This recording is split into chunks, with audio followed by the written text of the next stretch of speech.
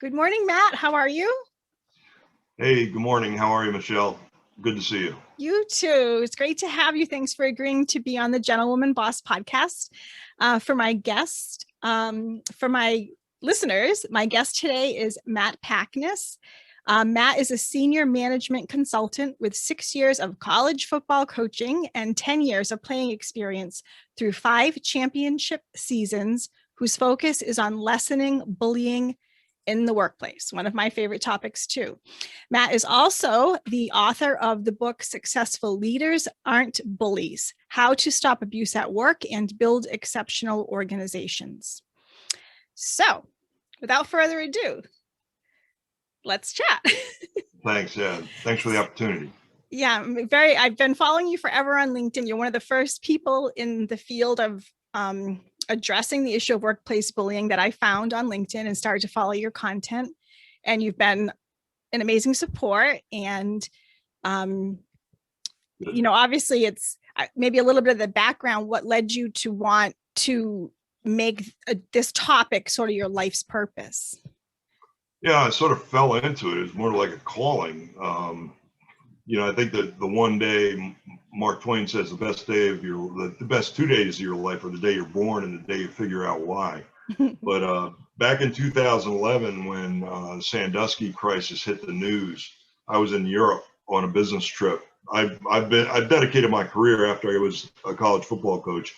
I got an MBA, and I really felt as though the healthy coaching and teaching and team experiences that I had a significant impact on me in helping change my life and really live a more healthy and productive life. And I saw it happen with a lot of other people. So I, dedicated myself to doing that. And I built up a consultancy that was an international consultancy, and I, spending about 50% of the time around the world. And I came back from one of my trips, and the guy I played football next to in college left a message. He was always leaving me messages pretending to be someone else. He's an attorney, he's a judge now, but I would call him like when Pedro Martinez beat the Phillies with the Red Sox and say I was Pedro Martinez. The receptionist never she wasn't a sports fan, so she would just put me through and announce it on the intercom that Pedro Martinez was calling or Andy Reid was calling or whoever. So anyhow, he called me and said, Matt, it's Jerry Sandusky. I know we coached together in 87, 88, and I got some problems I wanted to talk to you about. And I had no clue. I had no clue about what he was talking about because I was in Europe and I was on the plane. So I went on the internet and I stayed up all night reading everything by line. And I said, my God, because it was not a positive experience for me down there. That it was a bizarre experience, actually. Mm-hmm. And I never saw the abuse. I never saw anything right in front of me, but those kids were always around, and looking back, all the indicators were there. Mm-hmm. And so, I've really ramped it up to try to assure that this kind of thing doesn't happen anymore, and we address it, and people know how to identify, they know how to report and address it, they know how to prevent it, and they know how to transcend it. They know they learn. It's abuse, any type of abuse, whether it's horrific sexual abuse and I don't like to use the term sexual because it has nothing to do with sex. It's all about power and control. Mm-hmm. The dynamics are the same in bullying in the workplace. And so the issue was that, I grew up in a difficult situation. My mom was terminally ill. My father was very angry. I was a big kid. I was the middle child. I'm assuming he assumed that I could probably take it better than my siblings. So, I was severely beaten as a child. And outside of that, I, was then, you're targeted. Predators can sense that. So I was assaulted mm-hmm. as a 9-year-old by a sexual predator. And that happened for a couple of years. So I went into withdrawal. I couldn't function. My mom, the same year, and it was as a result. My mom, she was diagnosed with melanoma when I was 9. She went and got all those surgeries, so she wasn't around. And my dad was, outside his mind. And then I had this third party. So I had like the trifecta in my life. And basically when that happens to a kid, they don't have a good possibility for getting through. It's sad they can get through because, abuse and response and trauma, your responses to trauma are all learned responses. So you can learn the healthy ways to get out of it. And finally, I was afraid to go outside of the house, basically. I was truant. My mom got me to see a really good counselor. And when I was like 12, when I was like in 7th grade, and he couldn't believe what was going on. But through him, I was able to stop the abuse. It wasn't mandatory reporting laws or anything like that, but he built me up to the point where I had enough trust and safety in him and trust. I felt as though I was vulnerable. He wouldn't hurt me. And I shared with him what was happening with me. It took a long time for him to get to that point. And then he helped me stop all forms of abuse that was happening in my life. And that gave me a sense of empowerment. Yeah. Ironically, at the same time, I was like in 8th grade and I was like 6 feet tall, 190, 200 pounds. I was bigger than most of my friends and stronger than most of my friends' parents. And so that was a blessing. That was a gift. And, by the time I was a sophomore in high school, I think I was 6'3", 220, 225. And so I was a sole starter on an undefeated state championship, sophomore starter on a undefeated state championship football team. And then I went on to play 3 years for this team. We never lost a game. And my senior year, my mom finally died. She, after 8 years, she had over 2,000 stitches. She had stage 4 melanoma when I was 9 years old. That's a death sentence. So she was expected not to live for a couple, she was expected to live for a very short time. But she ended up, dying the week of our state championship playoff game. And so she was buried on a Friday. I played the game on a Saturday. Wow. And it was the only game in our 33-game win streak. So I never lost a high school football game that we were behind at halftime. And the guy that was starring for them was a fast kid in New Jersey. And he ended up playing the NFL for 12 years. So everyone was saying, this is it. In our senior year going in, we had lost, I think, over those 3 years, we had 15 Division I football scholarship athletes on our football team. Wow. And our senior year, we were scrappy, but I think there were only 2 of us that went on and played 4 years of Division I football. And we just knew how to win. And it was a life-changing experience for me. And so I said, if anything, I'd like to help people. My coach was piss and vinegar. It was Coach Ted Monarchy. He was a Purple Heart from the Korean War, and he just died this past year. I was one of his eulogists, and no nonsense, hard, tough. We just ran people off the field. We were tough kids, and so she was buried on a Friday. We won. We came back and won, and we contained that fast. It was unbelievably fast kid. The whole second half. On that Sunday, the next day, we had to take our SATs, and then the following Thursday, we had our game, our traditional Thanksgiving game against Milburn. So, I got the SATs back, and I'm a public school guy. I'm not a private school, and all my buddies going, we know someone took those for you, Matt, because you're not that smart.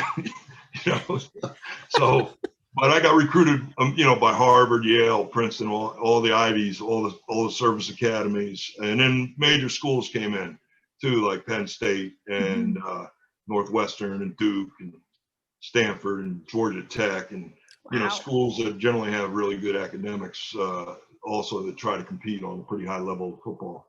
So I ended up going to Brown, and there's a lot of different reasons I went there, but I ended up going there, and I think.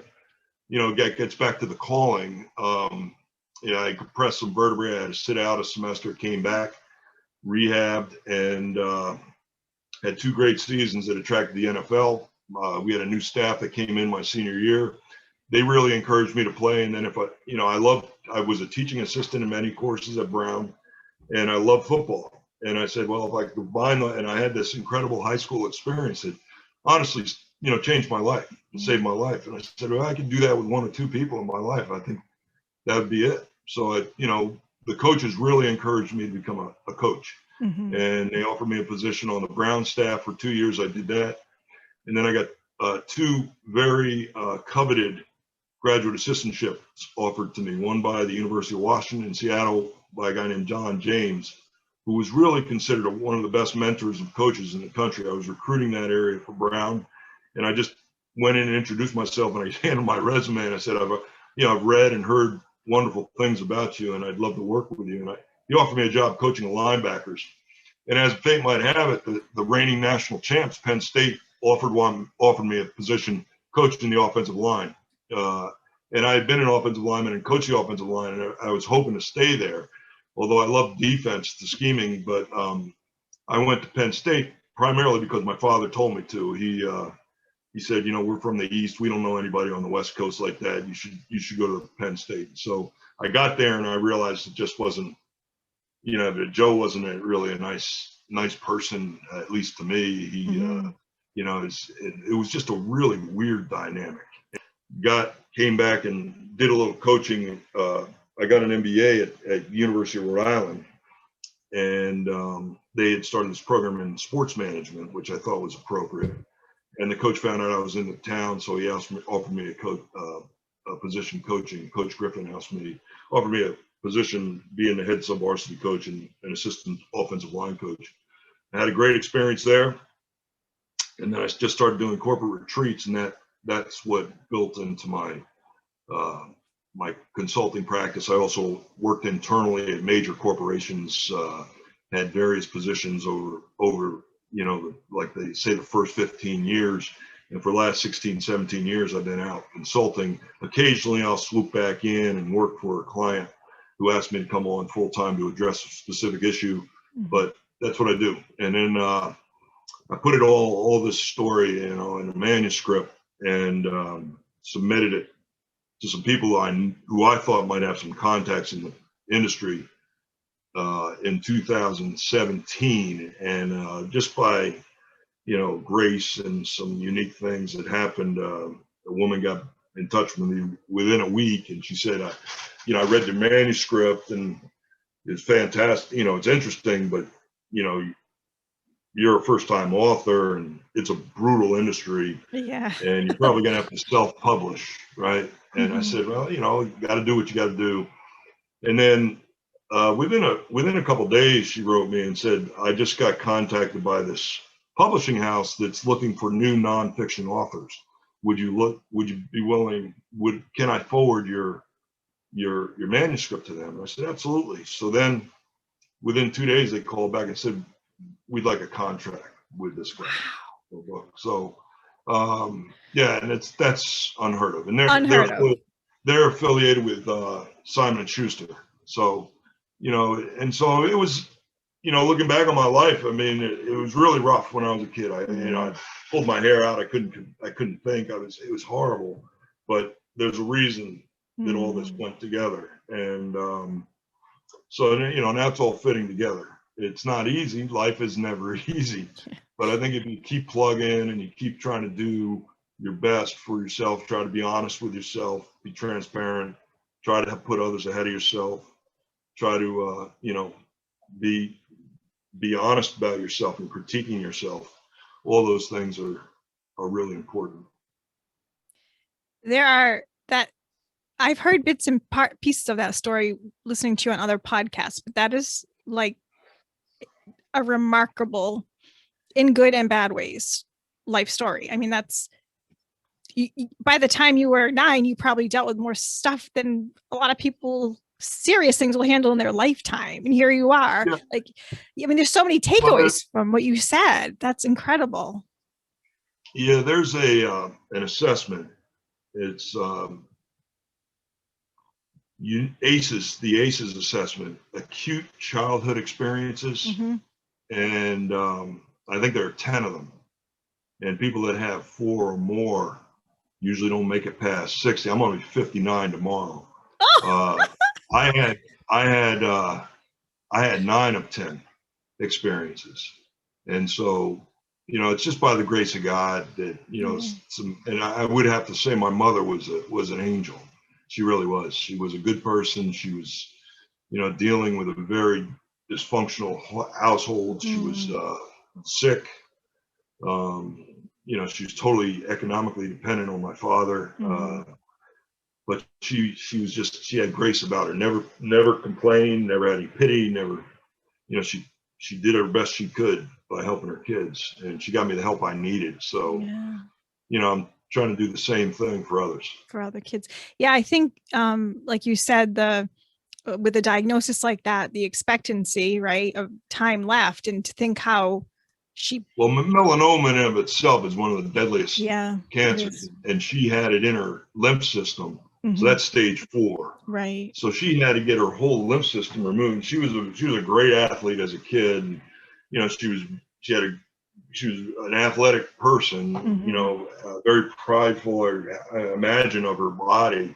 And she had edema from that point on. So one of her legs was very fat because she didn't have any lymph system. But she faced life with resiliency and with courage every day. So I told my coach till he died last year, I said, the 2 toughest people I ever met are you and my mother. I remember you sharing his passing, and talking about what a role model, I think that a couple of things I want to comment on. You started out talking about awareness of bullying, whether it's in a family, school, right? So, in that, before we started recording, we were agreeing that there's very little training or curriculum on, bullying, especially in the corporate, in the workplace, in like MBA programs and so forth. There's almost like there's that. Well, and that's intentional. There's a lot of zero tolerance policies, but what's the zero tolerance about? No one puts on the wall, this is workplace bullying. Boom, boom, boom. And if you see this is the number you call, because it's a safe reporting process. Right. It's going to protect you, and it's going to stop, and it's going to intervene the bullying. Right. That's not happening, because bullying is subversive. It's dark. It's like it flourishes on the internet because the internet is dark, right? People aren't face to face. And so the things that you really notice that indicate a bullying environment are often underhandedness. People are just not forthright. People don't talk. People just sort of walk on. They see something bad going on, and they don't mention it. Or it's ideal. Everything's too hunky-dory. Everything's too, it's like an abusive household. It's domestic violence at work. Yeah, it is. Where everyone's so afraid to rock the boat, everyone's got a smile on every day. Or people are just so miserable, they're walking around in their own misery, in their own zone of funk every day. Yeah, it's just really healthy. We were talking earlier, I just presented to that MBA class, and one of the things I talked to them about was, as a leader, it's, it falls on you are accountable. So organizations lose millions of dollars annually because of turnover. And even if it's not full on turnover, it's that presenteeism. They're present, but that's it. Right. They're like there in body only. Their mind, like you said, if they're in their own cocoon of protection, they're barely, putting out workout, minimum output, all like those are all huge cost to organizations, right? Never mind. There was then we did a cost benefit analysis of several different companies. I got, my specialty was training, but I did a lot of organizational development work, and I did some return on investment training with one of the Jack Phillips. He's a leader in the field, and he, I did the numbers, and because of turnover, rework is a big thing. Also sabotage, damaging the equipment is more common in bullying organizations. Saying it's an accident, but it's intentionally hurting the company. They were losing $100,000 a month in turnover, FMLA claims,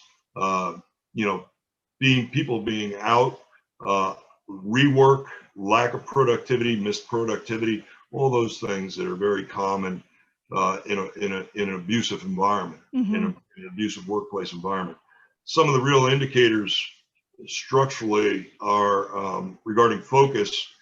In a bullying environment, they want you miserable at that moment. So it's just here and now, internal, tactical. Just do your work, and they're watching you, and they're measuring you.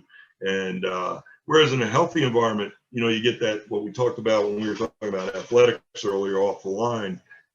People get a vision, and they're bought into the vision, and it's about the future, and it's about helping others, and it's about the external values, being able to fulfill your values to the work or the services or the products that you make.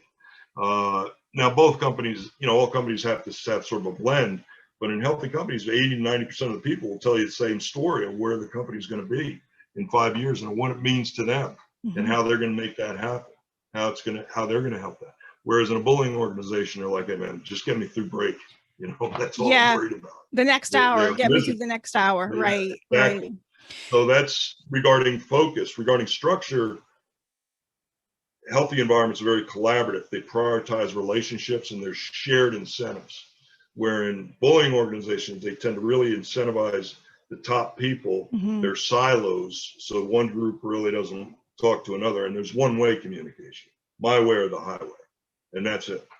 And regarding people, I'll go through these last two, and then unless you have do you have an interjecting question? No, go ahead. Regarding people, both external and internal, in a real healthy organization, people feel valued. This is the big one. People feel as though they're a valued member of the team, and they're recognized and they're appreciated. And if there's a problem, there's like a SWAT team that can come and help them. And it's adaptive. If you have a problem, the company or the organization will adapt to help you best manage that situation. Whereas in a bullying organization, you're treated like a necessary evil, both as a client and as an employee. They expect you to adapt to them. It's their rules and that's it. And you usually have to wait long and hard to get any help for anything, like an ice cream stand in the summer. It's one person serving many. And then regarding the last phase, leadership, in a real healthy, non-abusive organization, people take ownership because they're empowered, they're given autonomy. They feel a sense of control over their future and over the impact that they have in the organization. They're given levels of authority and decision-making so they can make decisions, and they take ownership for those decisions. So they're totally committed.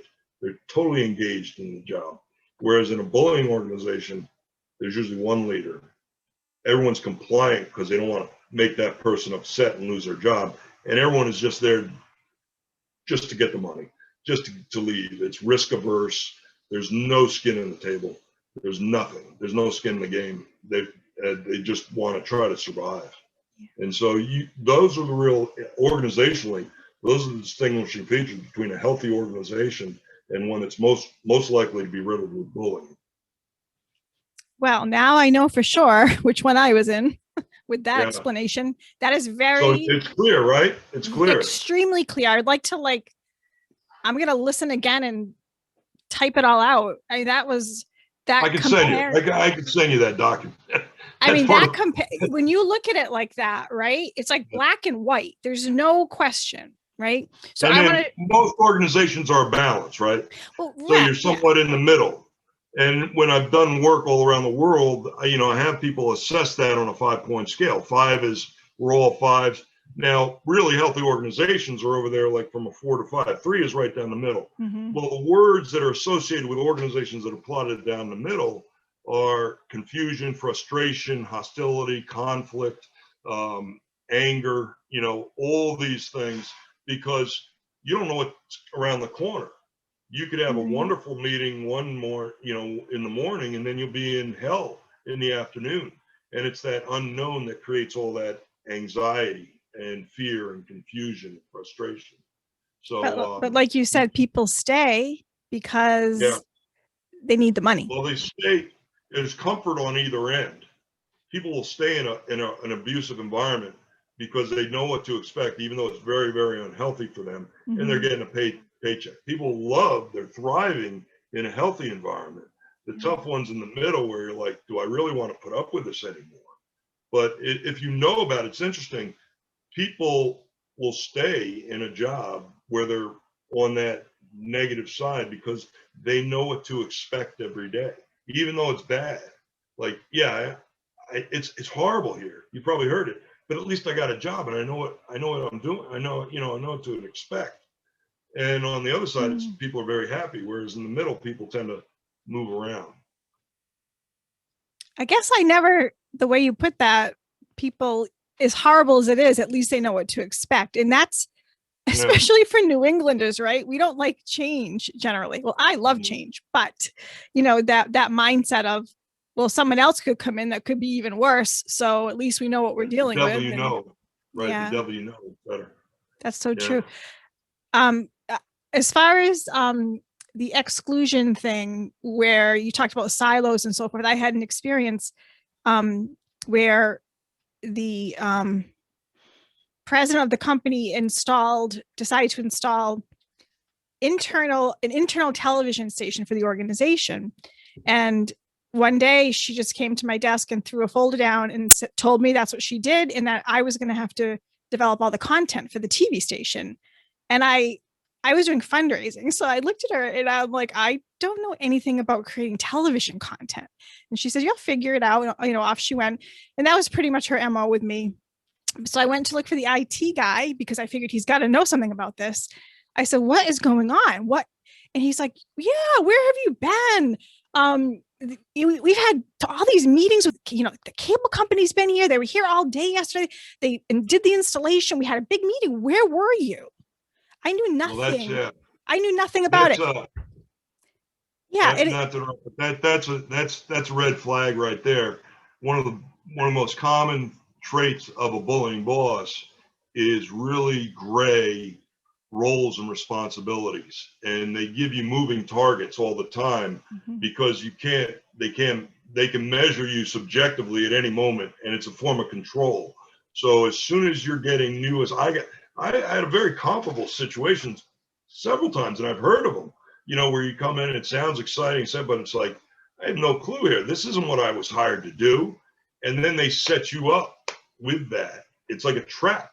It is. And so getting to healthy teams, very clear and agreed upon and outlined goals, roles, processes, responsibilities, rules of engagement, rules of decision-making, rules of authority, and then commitment, a sense of commitment that whatever they're going to ask you to do, it's going to get included in your job description, and they're going to give you every opportunity to be trained and developed so you can fulfill that role. Otherwise, it's just a crapshoot. They're just setting you up. They're overwhelming you with expectations because there's nothing else you can do, because that's what a bully does. They make you, it's like a rat on a running wheel. They're gonna burn you out. That's how they control. That is exactly what it was, and it happened over and over again. And the thing is, I think you can probably relate to this. Certain personality types that would just crush them, and they wouldn't be able to perform. I'm like, I take that as a challenge. Like, really? Well, I'm going to do this better than if you paid a pro to do it. Like, that's how I always responded. But when the time that happened, I had been very sick that summer. They didn't know what was going on. I missed 3 weeks of work. I had a fever. It was horrible. And now, with what I know about workplace bullying and working in a toxic environment, I just got sick. So when they dumped that on me, I resigned. That Friday, I gave my resignation letter. I stayed 3 more weeks. I promised the IT guy I'd work through something, get something set up. He never showed up again for me to help him. So, it's. Well, the other thing you bring up, and I'm sorry for interrupting you. No, it's fine.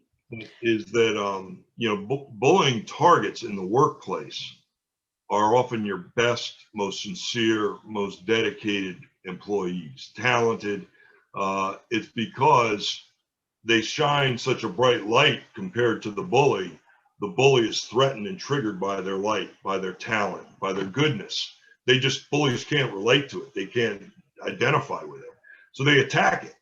Yeah. And rather than embrace it and say, well, this could help, which is what happens in healthy organizations. We have this incredibly talented, dedicated person who wants to do their best on everything. We're going to really take advantage of that. They undermine that, and they ride you. And the distinction between schoolyard bullying with kids and adults and workplace bullying is schoolyard, the bully is scared to death of being ostracized or being set apart. So what they do is they attack the kids that they perceive to be different or set apart because they're so afraid of being like that child or being considered, because we're all different, right? They don't want to be like that. So that's how, but it never gets corrected. So a lot of times these people graduate into workplace bullies because that actually got them what they wanted. And now if someone comes across them that is actually talented, that's got gifts, it wigs them out, it triggers them. And so because they want the control, they want the power. So they'll attack that person. That's the root of all bullying in the workplace. It's fear of being exposed as an incompetent fraud, which all bullies, including Joe Paterno, who I mentioned earlier, he fit that profile probably better than anyone. It's sad to go through life like that. What a sad I think it's and the root there is lack of self-awareness. I think we're all taught to go after the same prize or like zero-sum outcomes.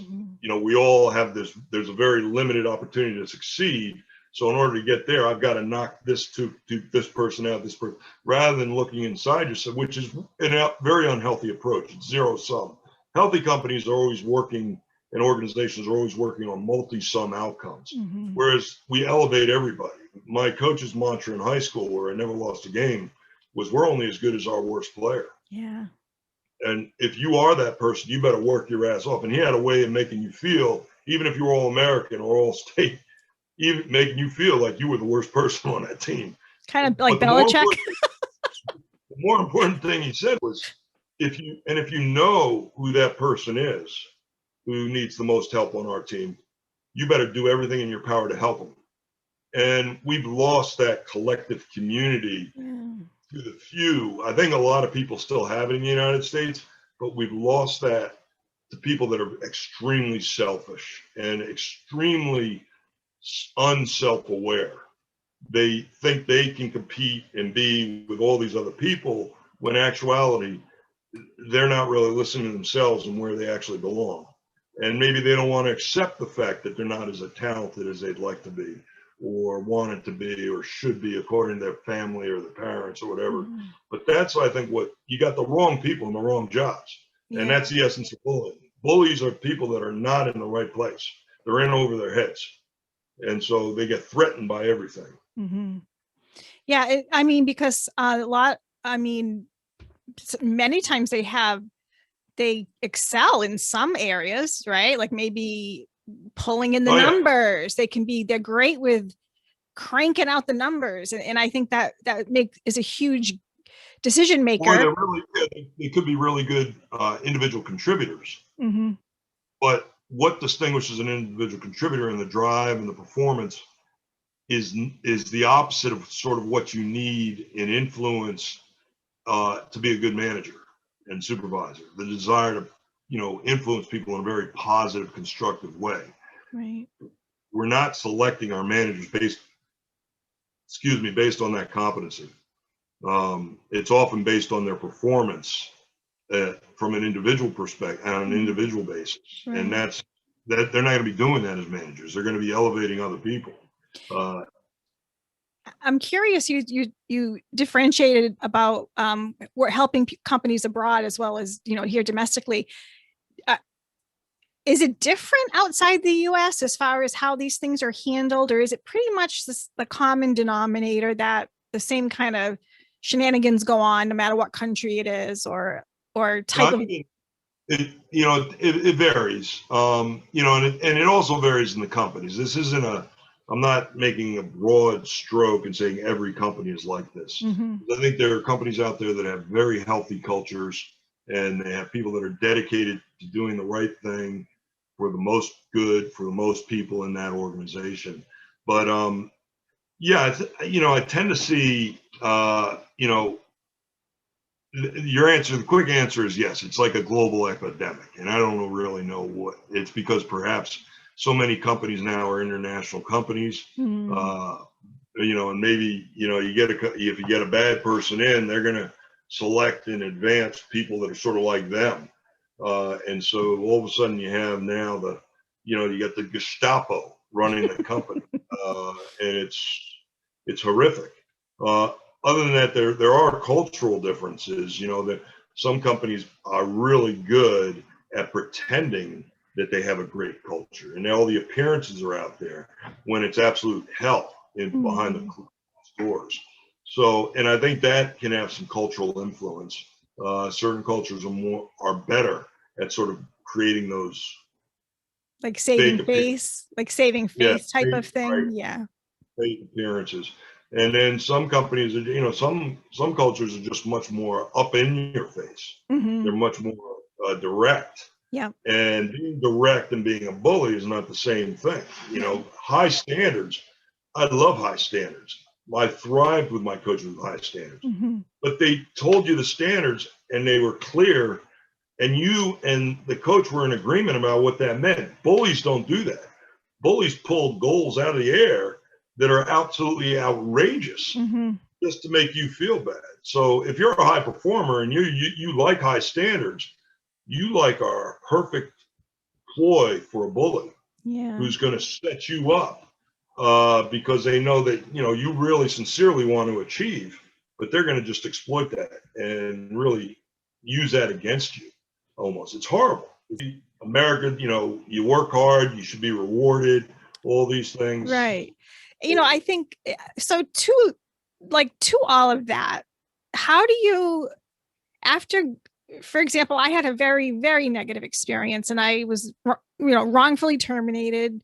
My trust has been broken, right? I've applied for I've applied for jobs since, but there's I guess, how do you rebuild your willingness to try again after being in going through such a negative experience? I'm doing go ahead.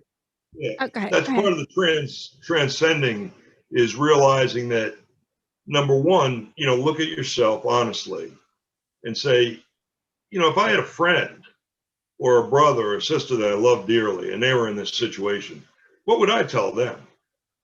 Hey, the guy's a nut. They're whack jobs. Don't take that person, right? But you beat yourself up. You're more critical with yourself. So you should be saying that to yourself. I mean, I just ran across a bunch of freaking nuts. I know I do good work. I have done good work in the past. I enjoy doing these things, outlining who you are, know yourself, right? Outline the things that have given you the most reward in your lives, that you found most compelling. Mm-hmm. List those things down, and then determine, okay, where can those be best applied, and identify the organizations where they can be best applied. And you're going to find an automatic fit. Yeah. You're going to find a good fit. I will say too, though, that I think HR, there's like a cycle out there amongst HR. When I got in the field, I was hired mostly by managers, and HR didn't like that. Mm-hmm. Because they wanted to have I was sort of like getting into their territory a little bit. Mm-hmm. But there were still many people in the HR profession that were very concerned with the well-being of all employees, and it was sincere. Mm-hmm. And I was actually hired to teach management skills to a lot of companies that were concerned about having unions come in, third parties come in. Mm-hmm. Said, well, if we treat our people really well and they have really good management skills, there's not going to be a need for a union, right? And that was the real incentive behind them hiring me to do my work. That has slowly changed. Now there's like no pretense. HR says you're a number, and like Rhode Island is a fire at will state. They'll tell you on your first day, we'll fire you at any time, at any moment, for any reason. And so there's no sense of well-being or consideration or concern for the well-being of the human being, the dignity of the human being. It's all gone out for the power and control and the money of the managers and these HR folks who protect them. Right. That's something I talked to that class about Monday night. One of the students asked me, if you go to HR and you tell them something and they assure you it's confidential, is it? And I said, honey, I'm sorry to even tell you, it is not. there's, It's there's a not. lot of very, most companies have EAP programs, they're like outpatient programs where they hire a third party to do counseling for their employees that are, struggling with family issues or maybe addiction issues. And, that a lot of people say 100%. That is totally confidential. It's only used by like 5% of the employees in companies because they know that it's not confidential. They're hired by the company. And so if the company really wants the information, they're going to get it. Yeah. And even though the EAP companies will tell you otherwise, that's not true. Yeah. And I think, especially in the past year and a half or so, there's a lot of new software and apps out that are, for everything I've researched, they seem like anonymous reporting tools, right? That a company can purchase but ultimately there is someone in that organization that is communicating with the information in that app, right? Or how do you get feedback from an app if you're HR, if you don't get access to the data? So it's like, and I feel like, in the situation I was in, I followed the reporting channel that I was supposed to. And I thought it was safe, but it wasn't. It wasn't. Quote unquote an open door policy. But no, also, did they tell you it was an open door policy? Oh, yes. Anybody at any level at any time. Yeah, one of the best responses I ever heard from that was, using actually to share a very dangerous situation, a threatening situation, and figured, this justifies and validates going to an open door to as high as I can. Said, I'm a strong believer in the chain of command. I'm like, so you don't believe in the open door policy? No. So I guess you don't mind if people get shot in this place. Is that fair? Right, right. Yeah, it's so I think that like you said, it's a global pandemic. I actually just posted on LinkedIn this morning about, the side effects, the physical, mental, emotional effects bullying the toll it takes on a person. And especially if you are a emotionally intelligent person, right? Like that's a huge emotional intelligence coming from a place of self-awareness, like you said. So the more sensitive you are to that, right? When you go through something, the impact, some people get over it. People get fired every day, or, just go get another job. Like all these things I've heard over and over again. And yes, for people that the water rolls off their back really easy, that may be a great possibility, right? So it's like, it's just, I don't know, I guess just dispelling the myth. It's like nobody wants to admit workplace bullying happens. I mean, you could definitely do an association. There was a really neat study done in England. I was watching this on PBS a couple of years ago, where they took the stress chemical levels, I guess cortisol, executives, and then the level underneath them. And so the executives had very low to standard level of cortisol, but the people that directly reported to them, it was off the charts. And they studied a colony of baboons. And the alpha baboons had like the same their blood type is very similar to human beings, had like the same cortisol levels as these senior executives, but then the baboons that were underneath them had extremely elevated levels of cortisol. But something very interesting happened to the colony. They would all eat around this trash bin, and the alphas would come and take the food first and take the food first. They beat down everybody else. Yeah. So it was chain of command. It was power and control all the way down, much like in in this insurance company in England that was being researched. And what happened was some of the food was bad. There was botulism. Oh, so all the alpha males died. And so the rest of the colony was left, and it became a collaborative colony. And it was, they shared, they took care of one another. It was just this whole shift. And they said, well, it's going to shift back when alpha males from other groups come in. But the opposite actually happened. And the alpha males became more collaborative. So people say, it has a lot to do with just being selfish, I think, and selfish needs. Yeah. And people that act that way and that are bullies have gotten what they wanted by being extremely selfish. And, I think that's what we have to watch for. If you want a company to last, if you want to lower your absenteeism, if you want to increase productivity, if you want to increase commitment and dedication, you've got to get good people in your management roles that are not this way. Otherwise, people are going to run out of your doors. People hate it. So we also, before we went live, we talked a little bit about the ego factor, right? And I did this little mock-up. So does E in your organization stand for entitlement greater than omniscience? Or does the ego in your company stand for empathy, gratitude, and openness? So I think by the time you're entrusted with a leadership position, assuming you are deserving of it, right? There's got to be some ego in there. You've accomplished great things. You've earned a good reputation. There's a lot of work that goes into a high level appointment of leadership. But I think it's keeping that when that ego supersedes the needs of the organization, that becomes more important. Yeah. Well, there's healthy ego. We talk about that in a lot of our leadership programs. Healthy ego, where you encourage. When you see other people of talent, you embrace it. You want to bring people up. You're encouraging. You're building yourself. You're building others. The negative ego, which is the root of bullying, is being threatened, is being triggered, is being threatened by others, being afraid, putting others down because they perhaps have more talent than you. The ego is critical to the bully. The healthy ego or the healthy leader recognizes and embraces talent. The bully with the unhealthy ego is threatened by everything and attacks everything. Yeah, that's so true.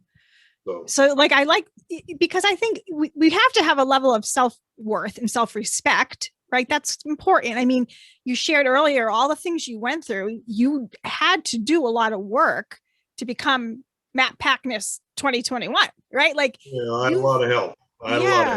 And I think it's such a powerful story of overcoming great odds. And I think that's the major point is I've lost two good friends to suicide in the last 2 years. And it's an epidemic amongst males, white males in particular in the United States. And no one's addressing it. And I think, the answer is always right around the corner. Suicide is a permanent response to a temporary problem. And so if we can just realize that if you hang on another day, there's always that answer, there's always that opportunity, there's always that thing that's around the corner that could change your life immediately and for the better. And that's what hope and faith and grace are all about, love. And I think right now what bullies try to do is they try to take that positiveness away from other people for control, but it's a lie. Fear is a liar. There is a lot of great opportunity out there, and I've seen it firsthand. I've experienced it. Been exposed to a lot of really bad things, but I think ultimately good wins, and that's positive. That's being honest. That's being selfless, and positive beats negative. Bright beats darkness. Goodness beats evil. So those are truths. I'm not.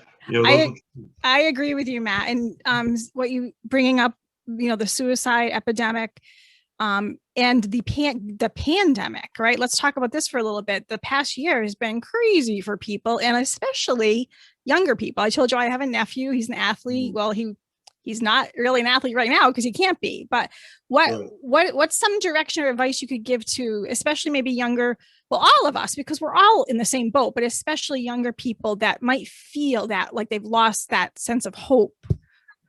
Well, I've put together a schematic tool for this to give people an opportunity to sort of focus in on what's right about them, where have they been, what have they enjoyed about themselves. It's sort of an exercise in self-awareness, but it also gives them an opportunity to explore some other things they can do during the pandemic that can prepare them for the next time they step on the athletic field. That was a huge part of my identity when I was in high school and college. And, I don't know how these people are getting by with that. Although I did have to sit out a year with an injury, so I can empathize. And in that year, I didn't know whether I was going to be able to come back because I had compressed some vertebrae. And so I just acted as though everything was going to happen. It was going to come back. I worked my tail off to do as much I could on physical therapy to get right. Explored different things that I hadn't really, different modes of thought, different artistic things, creative things that, I'd never really considered, but, I'd always been in the back of my mind, drawing, and I really picked up some things that I really loved. Music, I became more focused on. I love music. And then in addition to that sort of complemented my balance. I got my strength back. I got rehabbed. I got the release. And then my final 2 years, I played well enough to get on the NFL's radar. So, I've been blessed. I've been graced. There's no question. But I'm not alone. There are other people that have much greater stories than I have. And I think, the key is not to give up. Just keep plugging, not to give up. And I know you asked about what's the one thing you would teach or share with the audience about what makes a good leader? Yeah. Oh, my question about the quality of a gentleman or gentlewoman. You ready for that? Yeah, I think what it is the capacity to listen and to really suspend your mental models so that you can come to a very good multiple sum success outcome, not only for you, but for the other party. So you can really sort of embrace other people's perspectives or ideas or questions or comments and sort of question them with respect and dignity, so you can really understand where people are coming from. And you can only do this if both parties are willing to do this, by the way.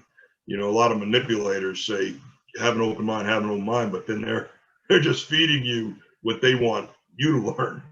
But I think it's a two-way street. And great leaders are able to reach positive, very constructive outcomes, winning outcomes for many, not just for one, but for many. And that's it. That's what I would say.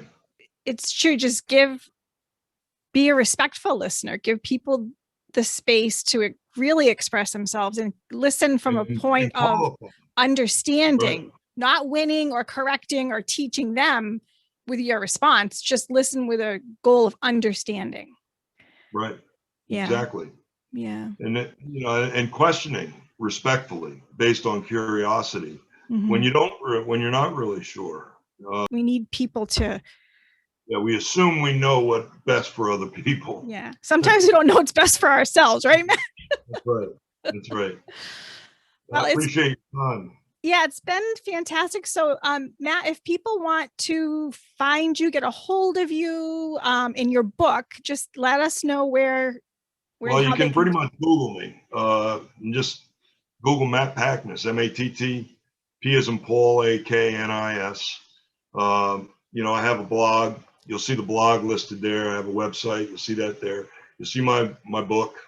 You'll see that they've got a lot of things up there. And the title of my book is Successful Leaders Aren't Bullies. So if you're specifically interested in the book, I think it's sold out on Amazon. There's an issue with it being printed right now, but that's going to change. I will say there's a book being more formally released on Monday called Overcoming, and it's by a guy named Gus White, who is a famous orthopedic surgeon at Brown University. And he takes the profiles of 20 people with all kinds of different backgrounds where they had to deal with adversity at one point or not in their lives. And I'm profiled in that book, and that's coming out. I'm one of the 20 people that are profiled. So, you know, if you had a tough childhood, or if you know someone who has, that book may also more explicitly. And then that is coming from a book. I have another book I'm working on. This book is about workplace bullying. The other one's about dealing with bullies in your personal life. Okay. So that's coming up too. Great. So I'll put all of Matt's links in the notes for the podcast when it goes live. And Thanks. Thank you for everything you have done and are doing to raise awareness and to educate and to support people. It's a great calling, and you're very good at it. We really appreciate it. Likewise, Michelle. Okay. Thank you. We'll talk Appreciate soon. it. Okay. Talk to you soon.